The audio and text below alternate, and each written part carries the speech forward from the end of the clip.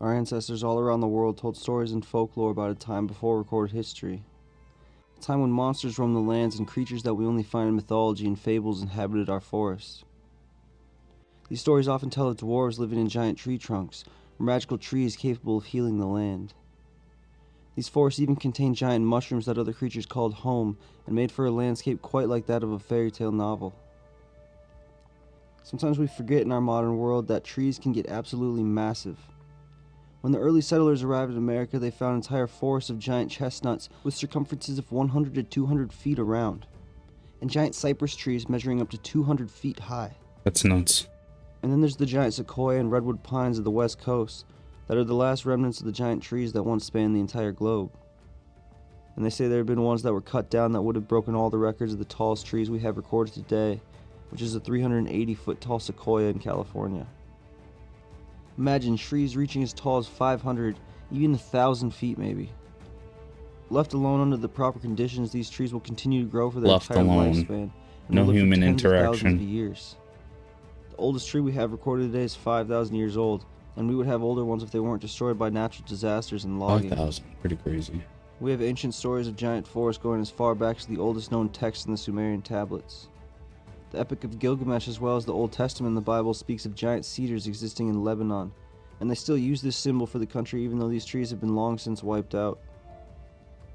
We find stories of the great world tree of Yggdrasil in Norse mythology.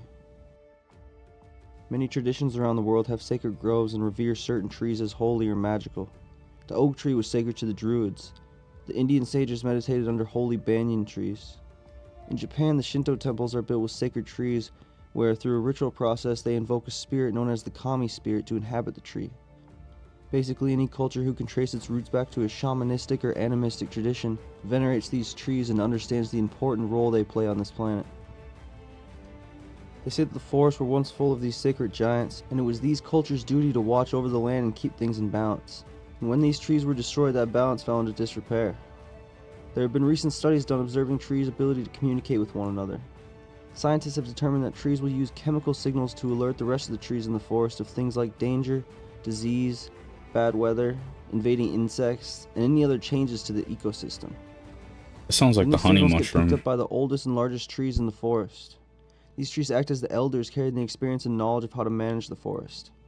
These giant old-growth trees receive these signals from the rest of the woods and allocate nutrients and other helpful chemicals to the younger trees or trees at higher risk in order to keep the forest in perfect equilibrium. This is why old-growth forests are so healthy and diverse, and why it takes so long to get to that perfect self-sustaining forest. These old giant trees sustain the land by literally sending out nutrients to other plants.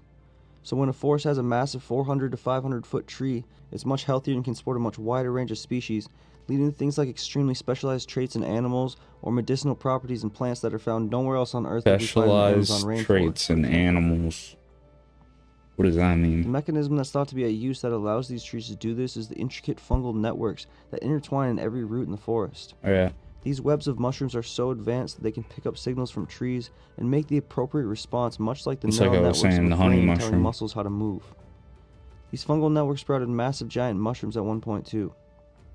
We find fossil evidence of these giant mushrooms, and it's likely they existed much more recent in the record than they previously thought due to the difficulty in fossilizing soft tissue like that of a mushroom.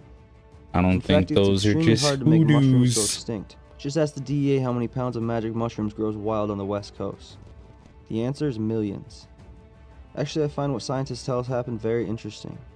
Apparently, the giant strains of mushroom spores likely still exist in many places around the world, and the potential could be lying in everyday mushrooms to get to giant sizes, but the conditions need to be absolutely perfect for these things to happen. And they say these conditions No don't human exist anywhere on Earth intervention. anymore. Mushroom scientists like Paul Stamets have pointed out that extremely rare species of fungi are present only in certain regions of old-growth forests. This must mean that the conditions for these giant mushrooms must only exist in these even older growth forests, possibly due to lack of these giant trees. In fact, one of the last old-growth forests in America, the largest living organism on Earth exists, and it's a giant fungus living completely underground in Oregon, spanning nearly 2,500 acres. I would venture to say that if the conditions were right, and if this forest was left to grow for several thousand years, it might be a source of giant mushrooms that we find in the fossil record, that once filled these ancient magical forests we hear about in legend and folklore. The Mushroom Kingdom. Some of the things in nature seem too perfect to question. until you realize that not all of it actually makes sense. Out in the desert, there are stones that look like fungus: stem, cap, even gills. Not carved, not placed, just standing there. Geologists call them anomalies, but I, on the other hand, believe that we should call them memories. Across deserts and remote cliffsides, they have found formations that match no known rock. Not volcanic, not sedimentary, just wrong. But look closer. A cap, a stem, gills on the underside. However, it's not a rock. It's a fossil of a mushroom much larger than it ever should have been. Some of these structures reach up to 6 to 12 feet tall. The largest? Over 20 feet tall. Petrified. That looks like some psilocybin to me. Petrified mushrooms sound crazy, but on the other hand, you see a dinosaur bone and you don't think twice about it. And that's the wild part. They aren't random. The stone shows the same cellular patterns as living fungi. And what does that mean? It means that these were not accidents. These were alive. They were massive. It also means that someone is telling you one thing while science is proving to you another. But I digress. But the mushroom? That's something easy to look at and see how that's possible. This next part might kind of stump you a little bit. The trees. Now that's when our past really begins to shout. Take a look at Devil's Tower in Wyoming. 1,200 feet tall, vertical columns that ripple like bark, 90-degree angles across its base like roots once stood there. You can argue that it's erosion, but to me it looks more like amputation. Now, the Devil's Tower? Who came up with this name? Does that not scream deception to you? I mean, open your eyes, people. Like, don't go there. Now let's do a little. But why not? Why would you not go there? And it's not just that one. These stumps are scattered across the continents. Same ridges, same composition, same story told in silence. And if these actually were trees, then what was the world like that these things were growing in? Now, scientists already admit that everything used to be larger. Megafauna, megaflora, all big insects. The thing is, when it comes to actually putting their names down as admitting that these are what these actually are, nobody wants to do it because they don't want to put their credentials on the line. Now this one right here, yeah, this one is definitely my favorite. Now watch this clip because the truth will set you free. Or it'll get you locked up, thrown into a mental institution, or having you kick the metaphorical bucket. Alright, brother. Here's a piece that's recent, and you see that it looks like fresh wood. Okay? But it's stone. Fresh piece of wood, but it's not. It's hard as a rock. It's stone. That's what all this is. That's an incredible piece. And there's different grains. You know, these trees are so large. So here's another piece. And I showed you them gaps that you could walk through in between the way the tree breaks down. See this gap right here? These gaps, this isn't broke down enough yet. But most people are gonna understand, but that gap right there would be the equivalent. Let me get down here, just remember that gap. Okay? You might be able to stick a playing card through that gap. So this gap right here is a small one. And they're everywhere.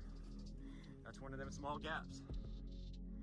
There's another small one, and it goes on and on and on. This is the way the fibers are, right here. See? Hold on a second. And you see it's nothing but wood. It's crazy. Well, pull a piece off here. It does look like a piece of driftwood. Wood. It's so crazy. All this. And then you go right over here. See? This is the fresh stuff. This is what we see. How can you look at a video clip like that and not question things? But yet the ones who do question things are labeled as crazy for not believing exactly what they were told. And then you come across something like this. Momo's wing. A flattened formation, bark-like in texture, and sitting on top, what looks like an axe. A stone blade just lying there. It wasn't found on a pedestal, not in a museum. I don't know about that one. misplaced. That one seems a little Almost like far-fetched. somebody just finished I don't know about chopping an down the axe. tree and then just left the tool behind. Or, or maybe I'm completely wrong. Maybe it was It's up a to you to decide. Titan's axe. This Who isn't knows? geology. This was a memory. And if this truly was an axe, then you have to ask yourself, who on the earth was large enough to wield it? So who would cut down a world like that? Fungi connects forests like neural networks, trees communicating across miles. It remembers. And maybe that's the point. Our world was very different before. It's where we knew of our creator. We knew of the ether. So it was cut down, burnt, and buried. All of our lives we've been told we're just a speck in space, a blip in time. But screw that. I think that's why we don't feel so connected with nature, because we've like massacred it. You've lost the battle. But I think for the rest of us, we want to keep searching for the truth. Because you have a reason for being here. You have a purpose for your existence. Maybe you just need to start asking a little bit deeper questions. One of them could be, why do all of these ancient cultures worship a tree? Honestly, just think about it for a moment. Every culture revolves around a tree. Christianity, you have the tree of knowledge. You have the tree of life. Norse, you have Yggdrasil, which connects all 9 realms. In Greek, you have the olive tree of Athena. Egypt with the sycamore tree, and so on. Maybe the garden wasn't mythical. Maybe it was just cut down. And maybe, just maybe, you weren't here to discover a new world. You are here to uncover the old one. That's crazy.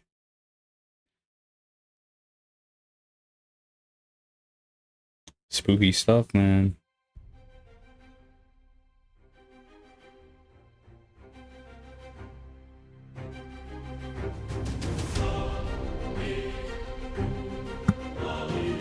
That's a little loud. Jeez.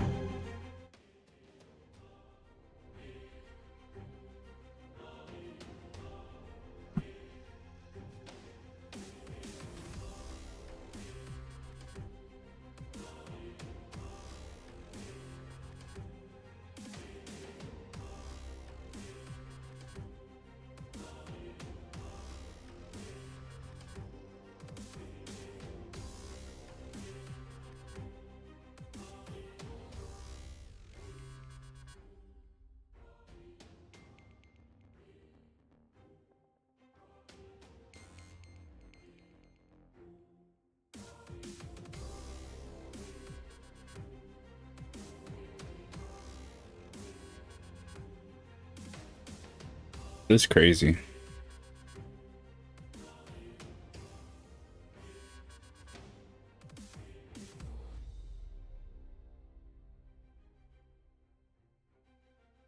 See, shit like that. Like, how do you... Nobody's carving that stuff.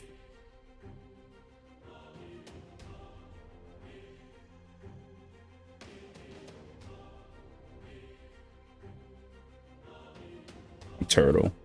Oh.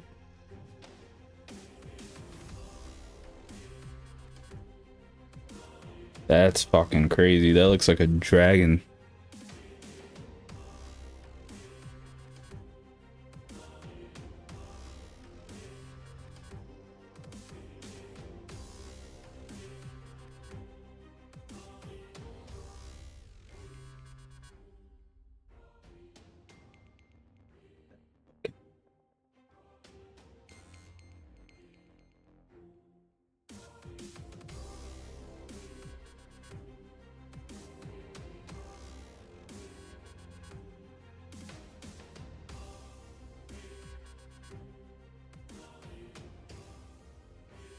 I've seen the snake one and the gorilla one, but I've never seen all these other ones.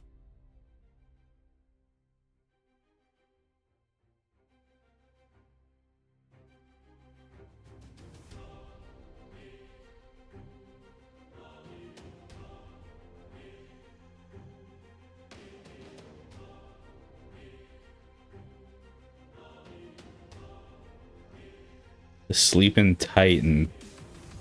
Maybe that's why Attack on Titans is so popular now. People are like waking up.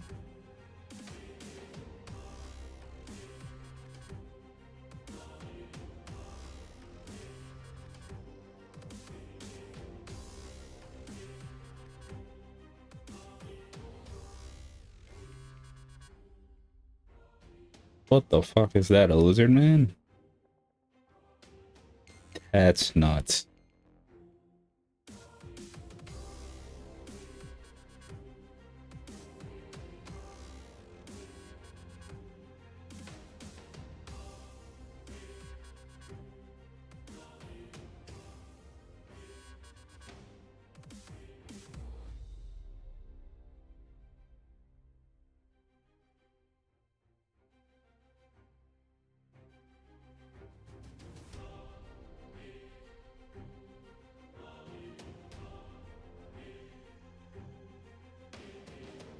A shit ton of pictures for it to be just a coincidence.